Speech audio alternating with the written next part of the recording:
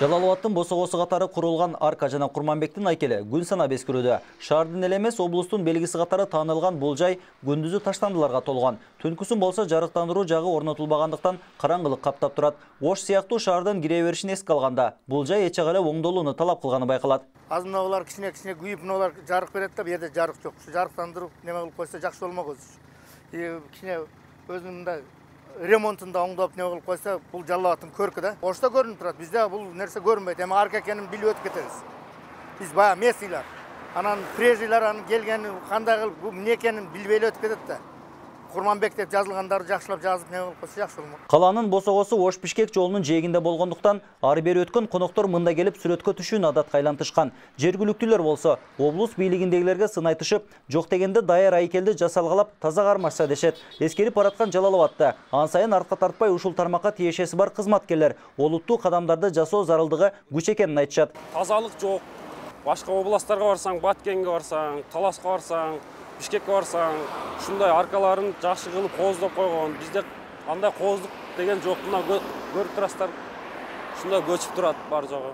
Шаардын кире беришиндеги арка 2001-жылы Курманбек Батырдын 500 жылдыгына арналып курулган. Албетте буга бир канча миллион сарпталган. Бирок азыркы учурдагы абалы жакшы эмес. Тепкичтери дагы сынып, талкаланган абалда.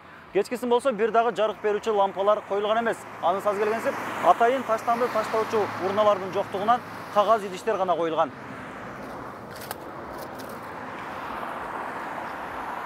Курманбек кылымдар мурасы триумфалдык аркасын оңдоо үчүн облустук фонддон 24 миллион сом суралган. Бүткөрүлүшү жыл аягына мерчемделгени менен каржы булагы аныкталып ажыратыла элек. Арканын учурдагы абалы боюнча Сузак райондук администрациясынын жана облус жетекчилигинин кабары бар. Ушул жылы толук оңдоодон өткөрүп, кошумча аллея куруу пландалган. Триумфалдык арканын реконструкцияланышы менен Курманбек аллеясынын курулушун өкмөт көзөмөлүнө алат. Вице-премьер-министр Дайыр Кенекеев Жалалабад облусуна болгон жумушчу сапарында жумушту тездетүүнү тапшырган. Бирок облус бийлигинен жарытарлык жооп болбой турат. Biz ошо 24 миллион сомдук проект долбоор деп айттым. Ошол акчаны ошо өнүктүрүү фондуна өткөн жылда каралып кайра чечилбей калган. Быйылкы жылдын эсеби менен кайрадан биз ошо документтерибизди, долбоорлорубузду тактап, кайрадан жөнөтүп атабыз. Өкмөттүн тапшырмасын облустагы өкүл кандай аткарып жаткандыгы боюнча маалымат алууга барганыбызда андан майнап чыкпады. Жашоочулар менен журналисттерден качып жүргөн Кыянбек Сатыбалдиевдин караанын бул иретте байкай албадык. Кароолчусу болсо эч кимди киргизбөө тапшырмасын алып алган. Барып, кагазыңар аяктан бирөөнө жолугушуп аткан. Звонок кылып келме?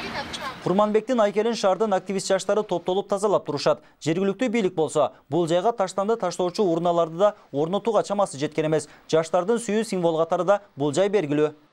Дамир Кубанычбеков, Руслан Абдумуталип уулу, 7 канал.